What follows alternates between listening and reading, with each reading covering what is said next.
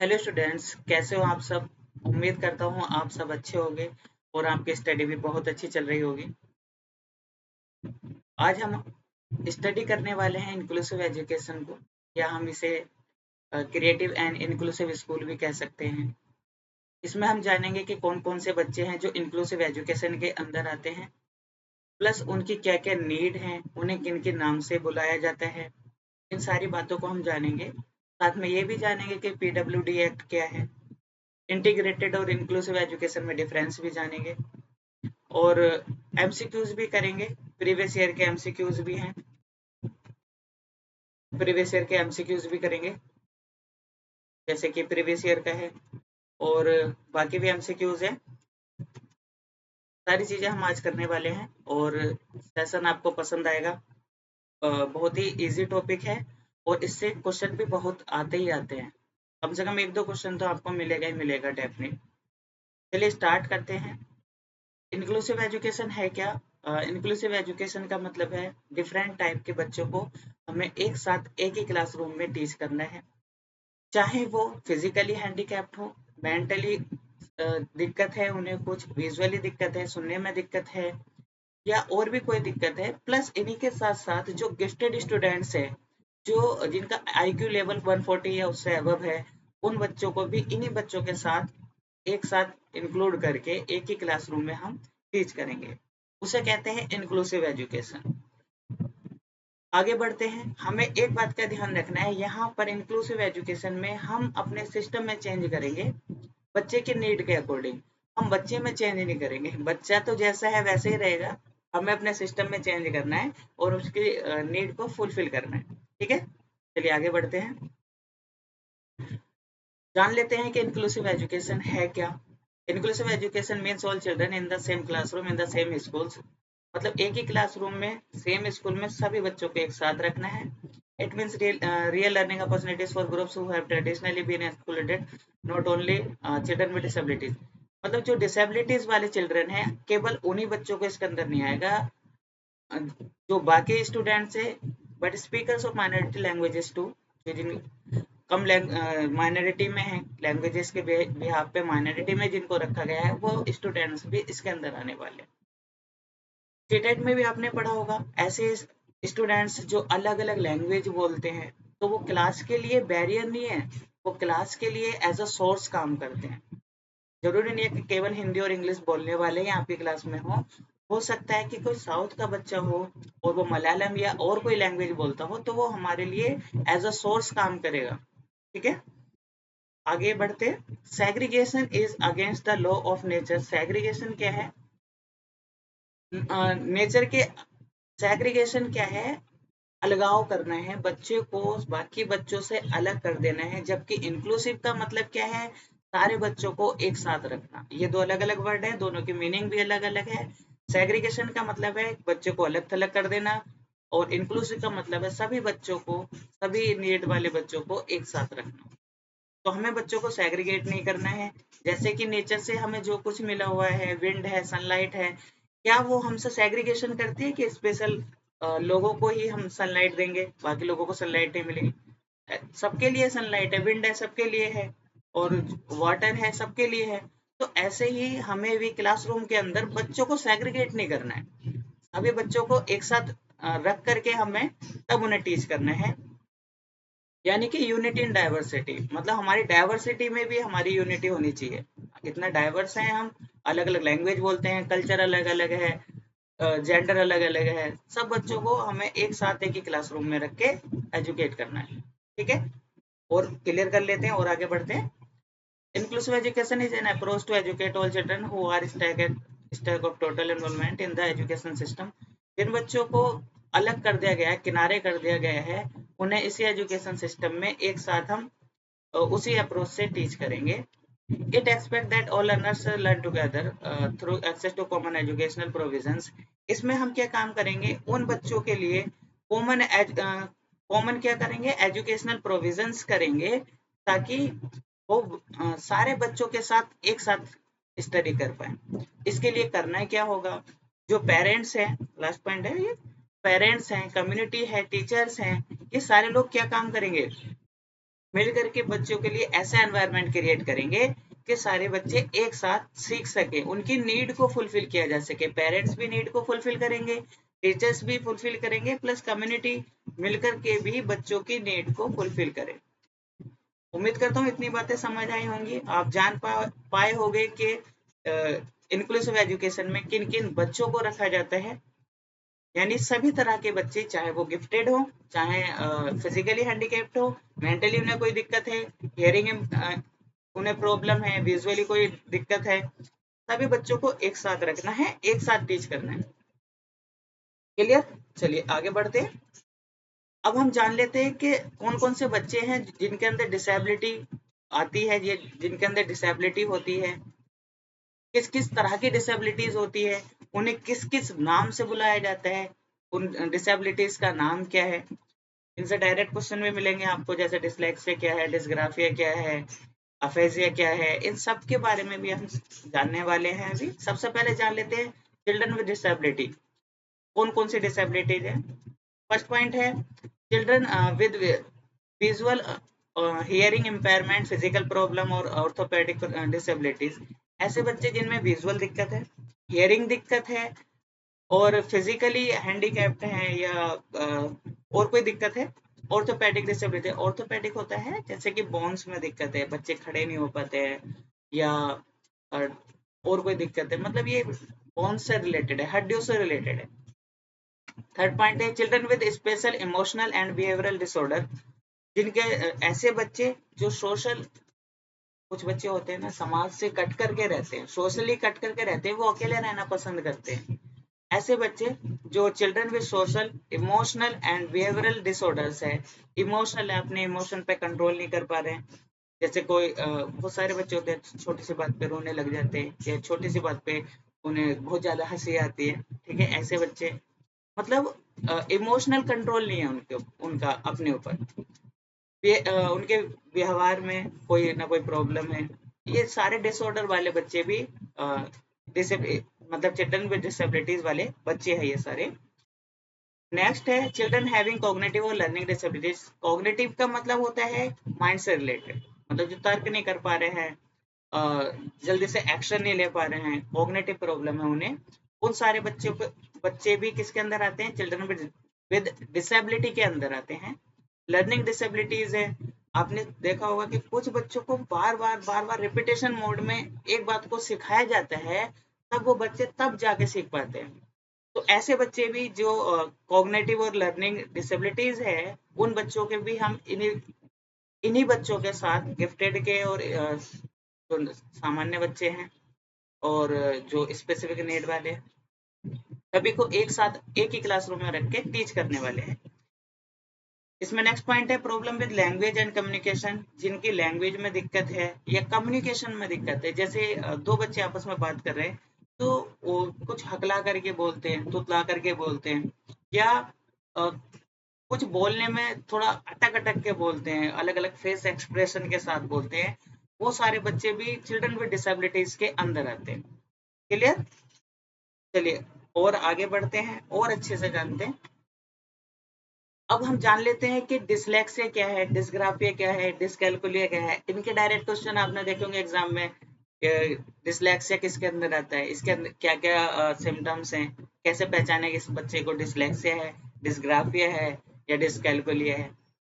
Dyslexia क्या है, number एक इसकी बात कर देते हैं। डिसलेक्सिया क्या है? डिसलेक्सिया क्या है? ऐसे बच्चे जिन्हें रीडिंग में प्रॉब्लम है, उन बच्चों को डिसलेक्सिया प्रॉब्लम है। मतलब वो बच्चे किसके अंडर आएंगे, वो डिसलेक्सिया के अंडर आएंगे जिन्हें रीडिंग प्रॉब्लम है। डिस्ग्राफिया क्या है? डिस्ग्राफिया रिलेटेड है आपके राइटिंग से रिलेटेड है। मतलब जैसे ग्राफ बनाते हैं ना हम, आपने देखा होगा चार्ट बनाते हैं, ग्राफ बनाते हैं, स्कूल में राइट करा होगा, तो ग्राफ मतलब राइटिंग से रिलेटेड। ये डिसलेक्सिया क्या है, रीडिंग से रिलेटेड है। डिस्ग्राफिया क्या है, राइटिंग से रिलेटेड है। और डिसकैल्कुलिया क्या है, ये मैथ से रिलेटेड है। किससे रिलेटेड है? ये मैथ से रिलेटेड है। और डिस्ग्राफिया क्या है, राइटिंग से रिलेटेड है। डिसलेक्सिया क्या है, रीडिंग से रिलेटेड है। आगे बढ़ते हैं। डिस्फेजिया, फेजिया का मतलब होता है फोन, स्पीच डिसऑर्डर है। मतलब हमारे बोलने से दिक्कत है, बोलने में किसी को दिक्कत है, तो वो किसके अंदर आएगा? डिस्पेजिया के अंदर आएगा। डिस्प्रैक्सिया क्या है? डिस्प्रैक्सिया है ये मोटर स्किल प्रॉब्लम है। मतलब बच्चे को पेन पकड़ने में, टाई लगाने में, शू लेसेस बांधने में और राइटिंग में, मतलब मोटर स्किल में दिक्कत आएगी। जो भी मोटर स्किल वाली चीजें हैं, शू लेसेस बांधने में, ये सारी की सारी बातें अगर बच्चे के अंदर इन सब के साथ दिक्कत है, शू लेसेस नहीं बांध पाता है, किसी के फिंगर्स होती है ना, वो उन्हें कंट्रोल नहीं कर पाता है, वो शू लेसेस बांधेगा, तो ऐसे वो जो बच्चे होते हैं, वो सारे बच्चे किसके अंदर आएंगे? डिस्प्रैक्सिया के अंदर आएंगे। ये स्पेशली क्या है? ये मसल्स प्रॉब्लम है। वो मसल्स उनकी, जैसे हमारी मसल्स है कोऑर्डिनेट कर पा रहे हैं हम, वो मसल्स उनकी कोऑर्डिनेट नहीं कर पाती है, वो उन्हें कंट्रोल नहीं कर पाते। जैसे हमारा हाथ है, हम कंट्रोल कर पा रहे हैं, कोई दो फिंगर खोलने, दो फिंगर ओपन करते हैं और हमें पूरा हैंड ओपन कर, पूरा हाथ को ओपन करते हैं। वो बच्चों के साथ ये नहीं है। पेन पकड़ना है, अच्छे से पेन को पकड़ नहीं पाएंगे। तो ये सारी की सारी बातें किसके अंदर आने वाली हैं? डिस्प्रैक्सिया के अंदर आने वाली है। एक लास्ट है एडीएचडी। एडीएचडी क्या है? Attention deficit hyper activity disorder है। अटेंशन क्या है? ऐसे बच्चे जो लंबे टाइम तक अटेंशन नहीं रख पाते हैं, या डेफिसिट कहते हैं कमी को। अटेंशन डेफिसिट है या हाइपर एक्टिविटी डिसऑर्डर है। बच्चे के अंदर क्या है? हाइपर एक्टिव है। कोई कोई बच्चे होता है ना कि बहुत ज्यादा एक्टिव होते हैं। शुरुआत में बच्चा 5 से 7 तक तो आपने देखा होगा, कहते हैं ना कि एक बंदर और एक बच्चा अगर शांत बैठा है ना, तो समझो कोई ना कोई प्रॉब्लम है। बच्चा कभी शांत नहीं बैठता है और बंदर भी कभी शांत नहीं बैठता है। शांत तभी बैठेगा जब उसे कोई ना कोई प्रॉब्लम होगी। तो यानी हाइपर एक्टिव है। अगर ये एक्टिविटी, हाइपर एक्टिविटी अगर लंबे टाइम तक चलती रहती है, जैसे कि 11 या 12 ईयर्स, 13 तक, टीन एज तक चलती रहती है, तो ये डिसऑर्डर बन जाता है। जैसे एक बच्चा बैठ रहा है, थोड़ी देर बाद फिर खड़ा हो जा रहा है, फिर बैठ रहा है, फिर खड़ा हो जा रहा है, तो ये क्या है? ये लंबे टाइम तक रहेगा तो ये फिर उसका डिसऑर्डर बन जाएगा। हाइपर एक्टिविटी, हाइपर एक्टिविटी हो मतलब करना उसका, तो ये उसका डिसऑर्डर बन जाएगा। क्लियर हुआ इतना? और डिटेल से जान लेते हैं, इनके विद एग्जांपल्स देख लेते हैं। देखिए डिसलेक्सिया क्या है? डिसलेक्सिया क्या है? रीडिंग से रिलेटेड है। डिसलेक्सिया क्या है? रीडिंग से रिलेटेड है। ठीक है। और डिस्ग्राफिया क्या है? डिस्ग्राफिया मतलब राइटिंग से रिलेटेड है। ये क्या है? राइटिंग से रिलेटेड है। और डिस्कैलकुलिया क्या है? ये मैथ से रिलेटेड है। डिस्प्रैक्सिया क्या है? ये मोटर स्किल प्रॉब्लम है। और ये अफेजिया क्या है? स्पीच डिसऑर्डर है। और एडीएचडी आपको पता ही है। डिसलेक्सिया में क्या करेगा बच्चा? मतलब वो रीड कर रहा है, तो रीड करने में 100 को वॉज रीड कर लेगा, वॉज को 100 रीड कर लेगा, गॉड को डॉग या डॉग को गोड रीड कर सकता है। 6 को 9 लिख देगा या 9 को 6 लिख देगा। ये स्पेशली क्या है? रीडिंग से दिक्कत है। किससे रिलेटेड है ये? रीडिंग से रिलेटेड है। क्लियर हुआ? डिस्ग्राफिया क्या है? राइटिंग से रिलेटेड है। डिसकैलकुलिया क्या है? अब तो क्लियर हो ही गया होगा। देखो डिस्ग्राफिया में क्या है? बी को डी लिख सकता है, ये राइटिंग में दिक्कत आएगी। वाई को डाई लिख सकता है, मतलब उसे लिखने में दिक्कत है, वो लिख नहीं पा रहा है अच्छा, अच्छे से अक्षर अच्छे से नहीं बना पा रहा है, ऐसा भी हो सकता है। डिसकैलकुलिया क्या है? आपने जब एग्जाम्स दिए होंगे, आपने देखा होगा कि बच्चों से कहा गया कि 10% डिस्काउंट देना है, और उसने 10 की जगह 20% डिस्काउंट दे दिया, और फिर ये आपसे पूछा गया कि ये बताओ कि उसमें जो उसने डिस्काउंट दे दिया और जितना डिस्काउंट देना था उसके बीच में डिफरेंस कितना है। ऐसे क्वेश्चन देखे होंगे। तो बच्चे बच्चे को जो कैलकुलेट करने के लिए कहा जाए, वो कैलकुलेट ना करके कुछ और कैलकुलेट कर दें, या उनसे कैलकुलेट ही ना हो, तो वो किसके अंदर आएगा? डिसकैलकुलिया के अंदर आएगा। गणना से रिलेटेड है। अगर हिंदी में बात करें तो डिसलेक्सिया क्या है? पठन संबंधी विकार है। डिस्ग्राफिया क्या है? लेखन संबंधी विकार है। डिसकैलकुलिया क्या है? ये गणना से रिलेटेड विकार है। अब डिस्प्रैक्सिया की बात करते हैं। मोटर स्किल प्रॉब्लम है, जैसे मैंने अभी आपको समझाया था। राइटिंग से रिलेटेड, शू लेसेस बांधना, टाई लगाना, पेन पकड़ना, जितने भी छोटे छोटे motor skill problem, motor skill वाले एक्टिविटी हैं, वो बच्चा नहीं कर पाएगा। अफेजिया क्या है? अफेजिया है स्पीच डिसऑर्डर, मतलब बच्चा ढंग से बोल नहीं पा रहा है, अपनी बात को कम्युनिकेट, दूसरे से कम्युनिकेशन नहीं कर पा रहा है, ये सारी की सारी बातें किसके अंडर आएंगी? अफेजिया के अंडर आएंगी। एडीएचडी क्या है? अटेंशन डेफिसिट, मतलब अटेंशन नहीं रख पा रहा है, अटेंशन में कमी है। हाइपर एक्टिविटी उसका डिसऑर्डर बन जाती है, लंबे टाइम तक रहती है। तो क्लियर हुआ होगा यहाँ तक? आगे बढ़े। ये आपने इनसे क्वेश्चन डायरेक्टली देखे होंगे बहुत सारे, और वो वहाँ पे आपको स्टेटमेंट दे देंगे कि ये बच्चे के अंदर प्रॉब्लम्स हैं, बताइए इन्हें क्या कहेंगे? डिसलेक्सिया कहेंगे, डिसग्राफिया कहेंगे, डिसकैलकुलिया कहेंगे। तो ज्यादातर बच्चे डिस्प्रैक्सिया, अफेजिया, डिसलेक्सिया इनमें अंतर नहीं कर पाते हैं, लेकिन आप अब अंतर कर पाओगे। ठीक है, आगे बढ़े, आगे चलते हैं। अब हम बात कर लेते हैं ऐसे बच्चों की, जो चिल्ड्रन है, किस किस तरह के चिल्ड्रन होते हैं। देखो, दो तरह के स्टूडेंट्स होते हैं, ये तो चार हो गए। दो तरह के स्टूडेंट्स होते हैं, एक नॉर्मल स्टूडेंट्स होते हैं, एक स्पेशल नीड वाले स्टूडेंट्स होते हैं। नॉर्मल स्टूडेंट्स क्या है? जो हमारे तुम्हारे जैसे। स्पेशल नीड्स वाले क्या है? ऐसे बच्चे जिन्हें फिजिकली दिक्कत है या विजुअली कुछ दिक्कत है, वही सारी बातें। शुरुआत में क्या हुआ, नॉर्मल स्टूडेंट्स और स्पेशल नीड वाले स्टूडेंट्स को उन्हें अलग स्कूल ना बना करके, अलग ना रख करके, उन्होंने सोचा क्यों ना एक इंटीग्रेटेड एजुकेशन इन्हें दी जाए। तो उन्होंने इन बच्चों को, जो स्पेशल नीड वाले बच्चे हैं, इन बच्चों को क्या काम किया? स्पेशल नीड वाले बच्चों को एडमिशन तो दे दिया, बट इन्हें एडमिशन देने के साथ साथ उन्हें फैसिलिटीज नहीं दे पाए, उन्हें फैसिलिटीज नहीं दी। उन्होंने सोचा कि बच्चे को, उन्होंने क्या काम किया कि बच्चा सिस्टम के अकॉर्डिंग अपने आप में चेंज करके, जो हमारा सिस्टम चल रहा है उसे सूट करेगा, मतलब उसके अकॉर्डिंग अपने आप को एबल बनाएगा, उसे के अकॉर्डिंग अपने आप में चेंजेस करेगा। फिर इससे क्या है, बच्चा लर्निंग तो कर ही नहीं पाएगा, क्योंकि उसकी नीड को फुलफिल नहीं किया जा रहा है। फिर आया इंक्लूसिव एजुकेशन। इंक्लूसिव एजुकेशन क्या है? मतलब सभी बच्चों को एक साथ रखना, प्लस उनकी नीड के अकॉर्डिंग सिस्टम में चेंज करना। मतलब इसमें क्या काम करेंगे, हम उन्हें एडमिशन तो देंगे ही देंगे, प्लस उनकी नीड को भी फुलफिल करेंगे। क्लियर हुआ यहाँ तक? और क्लियर करते हैं, आगे चलते हैं। देखो, इंटीग्रेटेड एजुकेशन और इंक्लूसिव एजुकेशन को और क्लियर करते हैं। इंक्लूसिव एजुकेशन क्या है? फर्स्ट पॉइंट है admission of children with disabilities in a regular school with necessary provisions, that's why inclusion is a broad term. इसमें क्या काम करेंगे, हम एडमिशन दे देंगे और उनकी नेसेसरी जो भी प्रोविजंस होंगे उनके लिए करेंगे। इंटीग्रेटेड एजुकेशन क्या है? एडमिशन ऑफ चिल्ड्रन, इसमें क्या है? Admission of children with disabilities in a regular school without modifying the existing system. हमें क्या काम करना है, यहाँ पे मॉडिफिकेशन नहीं करेंगे हम एजुकेशन में। मॉडिफिकेशन तो करना है तो बच्चे को करना है, सिस्टम में चेंज नहीं करना है। ठीक है, और सेकंड पॉइंट है, और क्लियर करते हैं।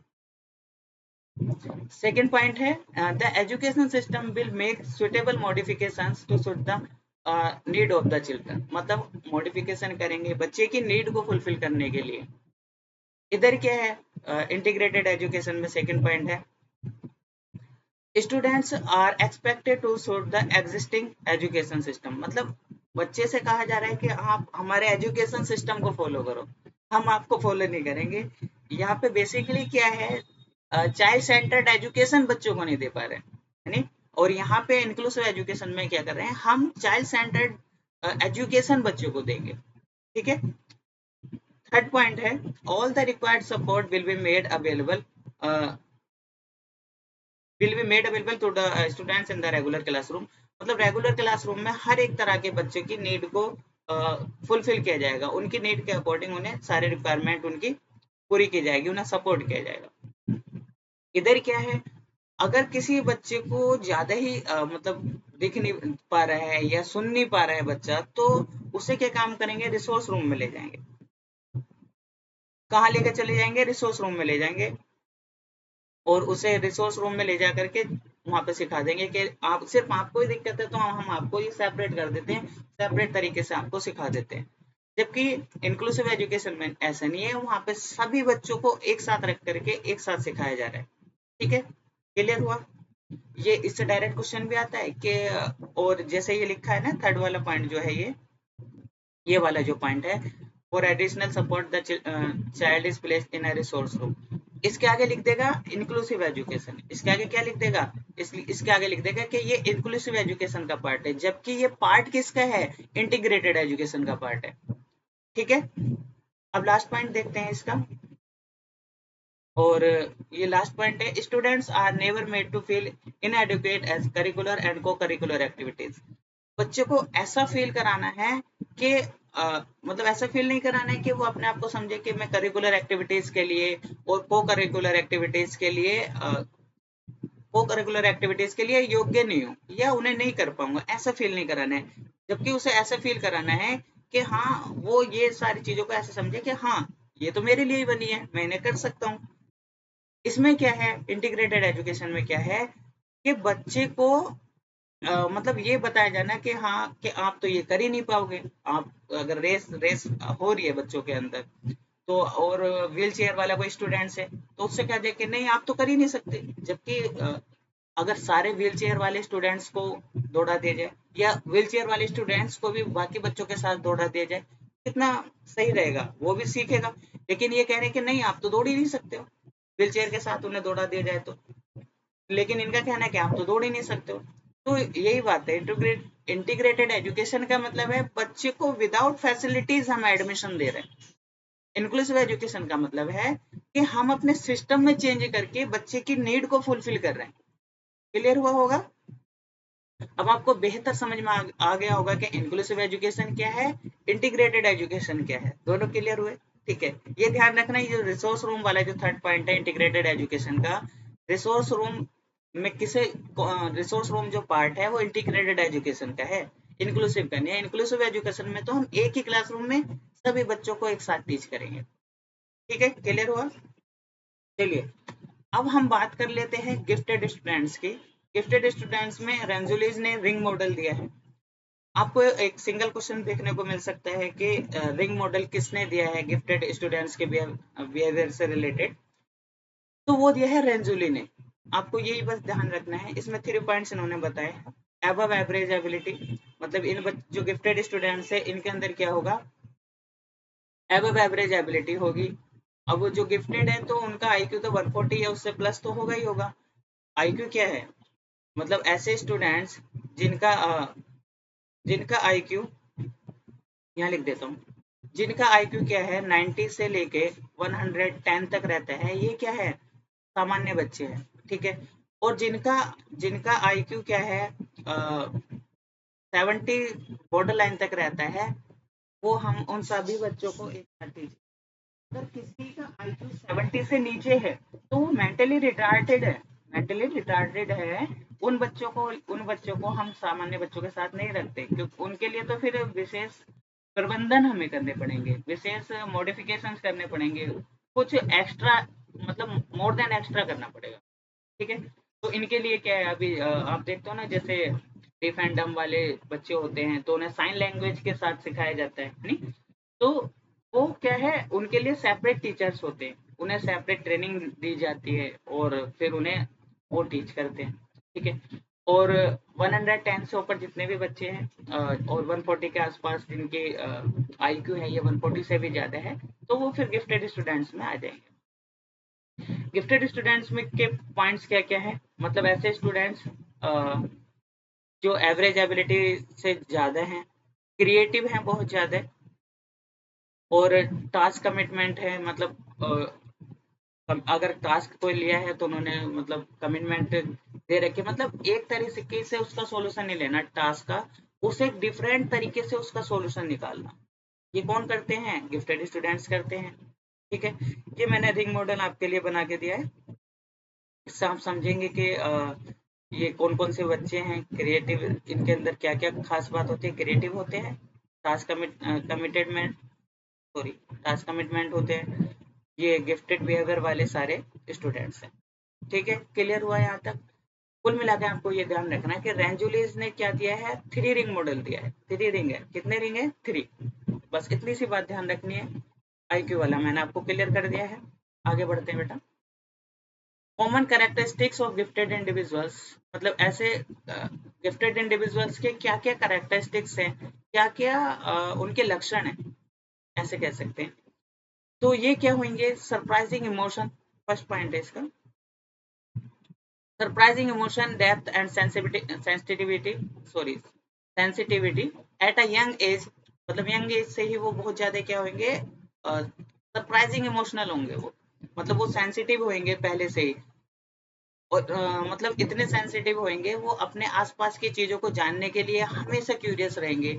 वो देखेंगे कि हाँ, कि ये चीज है तो क्यों है, और हर चीज पे मतलब रिसर्च करेंगे, ऐसा है वैसा है। ठीक है।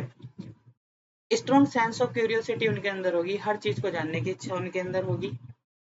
Enthusiastic about unique interest and topics, मतलब वो यूनिक, मतलब यूनिक टॉपिक्स पे उनका इंटरेस्ट रहेगा, उसके लिए एंथुजियास्टिक होंगे, बहुत ज्यादा उत्सुक होंगे, ईगर होंगे उसके लिए।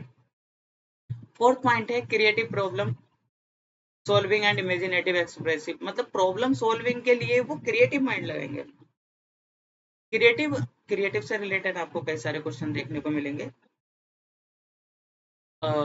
क्रिएटिव प्रॉब्लम मतलब प्रॉब्लम को क्रिएटिव तरीके से सोल्व करेंगे। जैसे सामान्य बच्चे क्या काम करेगा, एक ही तरीके से सोचेगा कि हाँ, इसका सॉल्यूशन ये हो सकता है, जबकि क्रिएटिव बच्चा क्या काम करेगा, एक प्रॉब्लम के 360 एंगल से, मतलब चारों तरफ से उसे सोचेगा कि ऐसे ये सॉल्यूशन हो सकता है, ये सॉल्यूशन हो सकता है, अलग अलग तरीके से उनका सॉल्यूशन वो करेगा। ठीक है। फिफ्थ पॉइंट है longer attention span and great construction concentration power, मतलब उनका जो अटेंशन क्या होगा, लॉन्गर अटेंशन होगा, और कंसंट्रेशन क्या होगी, उनकी कंसंट्रेशन पावर ग्रेट होगी, सॉरी, उनकी कंसंट्रेशन पावर ग्रेट होगी। तो आपको समझ आया। कुछ और पॉइंट्स और देख लेते हैं। आपको टोटली समझ जाना है कि गिफ्टेड स्टूडेंट्स का कौन कौन से उनके लक्षण है जिनसे हम पहचान सके कि ये गिफ्टेड स्टूडेंट्स है। इनकी नीड को फुलफिल करने के लिए हमें कुछ एक्स्ट्रा करना है, कुछ एक्स्ट्रा उनके लिए प्रोवाइड करना है। आगे देखो, सेल्फ अवेयर होते हैं ये बहुत ज्यादा, सोशली अवेयर होते हैं, और ग्लोबल इश्यूज के ग्लोबल इश्यूज पे आप मतलब क्या है, अपने उन्हें जानने की इच्छा करते हैं। सेवंथ पॉइंट है अनयूजुअल अलर्टनेस होती है, बहुत ज्यादा अलर्ट रहते हैं, इवन इन इन्फेंसी, मतलब इन्फेंसी में भी ये अलर्ट रहते हैं। तब भी आपने देखा होगा ना, बहुत ज्यादा पेट में लात मारते रहते हैं, इधर उधर अलर्ट रहते हैं, एक्टिविटी करते रहते हैं। तो ये क्या है, मतलब इन्फेंसी में भी, बचपन में भी ये क्या है, सॉरी, ये मैंने थोड़ा गलत बता दिया। इन्फेंसी मतलब मतलब जब ये छोटे होते हैं तो तब भी ये इसी तरीके से करते रहते हैं, एक्टिविटी करते रहते हैं, बहुत ज्यादा एक्टिव होते हैं, अलर्ट होते हैं। ठीक है। एक्सीलेंट मेमोरी है, मतलब इनकी मेमोरी क्या है, बहुत ज्यादा एक्सीलेंट है। नाइन्थ क्या है, विविड सेंस ऑफ इमेजिनेशन है, मतलब इनका जो सेंस ऑफ इमेजिनेशन है वो विविड है, मतलब बहुत ही अलग अलग तरीके से इमेजिनेट, मतलब इमेजिनेशन कर पाते हैं अलग अलग तरीके से। विविड का मतलब है डिफरेंट टाइप से, अलग अलग तरीके से। टेंथ पॉइंट है गुड सेंस ऑफ ह्यूमर, मतलब इनका सेंस ऑफ ह्यूमर बहुत अच्छा होता है। Thinking is abstract logical and insightful, इनकी जो थिंकिंग होती है ये एब्स्ट्रैक्ट थिंकिंग कर सकते हैं, लॉजिकल बात करेंगे आपके साथ, और इंसाइटफुल होंगे, मतलब दूर की बात को पहले ही जान लेंगे। 12 है absorb information quickly with a few repetition needed, मतलब बच्चे की रिपीटेशन को क्या काम, मतलब एक बार बता दिया, कैच कर लिया, बात खत्म। और कुछ बच्चे ऐसे हैं जो गिफ्टेड नहीं है, जनरल हैं, या जनरल से भी जिनका आईक्यू लेवल 90 से भी कम है, तो उन्हें क्या है, रिपीटेशन की जरूरत होगी, मतलब एक बात हमने कुछ बात बताई, फिर हमें वही बात उन्हें रिपीट करके बतानी होगी, समझ आएगी 2 बार में, या तब भी नहीं समझ आई, फिर एक बार और रिपीट करना है, मतलब 3-4 बार उन्हें रिपीट कर करके समझाते हैं तो वो समझ जाते हैं। तो लेकिन गिफ्टेड स्टूडेंट्स क्या है, इन बच्चों को रिपीटेशन की जरूरत कम पड़ती है, जल्दी से समझ जाते हैं, जल्दी से इंफॉर्मेशन को क्विक कैच कर लेते हैं, ये जल्दी से कैच कर लेते हैं। आपको क्लियर हुआ होगा कि गिफ्टेड स्टूडेंट्स कौन से वाले हैं, स्पेशल स्टूडेंट्स कौन से वाले हैं, जनरल स्टूडेंट्स कौन से वाले हैं। इन सारे बच्चों को मैं आपको उम्मीद करता हूँ अच्छे से समझा पाया हूँ। अब जान लेते हैं हम क्रिएटिव चिल्ड्रन क्या है। क्रिएटिव चिल्ड्रन से रिलेटेड आपको डायरेक्ट क्वेश्चंस मिलेंगे, और क्रिएटिव चिल्ड्रन पे आपको एक दो क्वेश्चन हो सकता है मिल भी जाए। पहले जान लेते हैं, आपने जान लिया गिफ्टेड स्टूडेंट्स के बारे में, डिसेबिलिटीज के बारे में, सामान्य बच्चों के बारे में, ये सब आपने जान लिया। अब ऐसे बच्चों के बारे में बात करते हैं जो क्रिएटिव है। इससे रिलेटेड आपको क्वेश्चन मैंने भी कुछ रखे हैं इस पीडीएफ के अंदर, और भी कुछ एक्स्ट्रा क्वेश्चंस की मैं आपको प्रैक्टिस कराऊंगा, उसके लिए एक सेपरेट पीडीएफ बना करके मैं प्रैक्टिस कराऊंगा। क्रिएटिव स्टूडेंट्स जान लेते हैं। Creative peoples refers to students who demonstrate high levels of creativity in their thinking, problem solving and expression. These students then often possess unique perspective, original ideas and a willingness to take take risks in their learning process। इसमें क्या है, जो creative students हैं वो उनकी जो thinking और solving problem है वो बहुत क्रिएटिव होते हैं। प्रॉब्लम को सॉल्व करना है बहुत क्रिएटिव तरीके से करेंगे। ये स्टूडेंट्स क्या है, इनके ओरिजिनल आइडियाज दे सकते हैं। मतलब अगर हमने कोई सॉल्व करने का एक तरीका रखा है, हो सकता है ये उससे डिफरेंट एक जेन्युइन तरीका और दे दे हमें कि ये इस तरीके से नहीं, इस तरीके से भी प्रॉब्लम को सॉल्व किया जा सकता है। ठीक है। और ये विलिंगनेस टू टेक रिस्क लेने के लिए विलिंग, मतलब एकदम एकदम चाहते हैं कि हाँ हम रिस्क लें। और इन देयर लर्निंग प्रोसेस, जो उनका लर्निंग प्रोसेस है उसमें। आगे बढ़ते हैं। Creative children are divergent thinker. ये कैसे होते हैं, मतलब डाइवर्जेंट थिंकिंग करते हैं। मतलब एक ही चीज को एक तरीके से नहीं सोचते, ये अलग अलग तरीके से उससे सोचते हैं। उसके सॉल्यूशन क्या है, उस चीज के बारे में सिर्फ एक ही एंगल से नहीं सोचना, डिफरेंट एंगल से उस चीज के बारे में सोचना। क्रिएटिव चिल्ड्रन के बारे में समझ आया होगा। It is not necessary that all children have high IQ। मतलब ऐसा नेसेसरी नहीं है कि हर चिल्ड्रन का IQ हाई हो। मतलब ऐसा नहीं है। देखो सभी चिल्ड्रन के अंदर कोई ना कोई स्पेशल बात तो होगी ही होगी अगर क्रिएटिव स्टूडेंट्स है। पर ऐसा जरूरी नहीं है कि उनका IQ 140 या उससे अबव हुई हो। ठीक है। वो क्या है, क्रिएटिव स्टूडेंट्स से आ जाएंगे।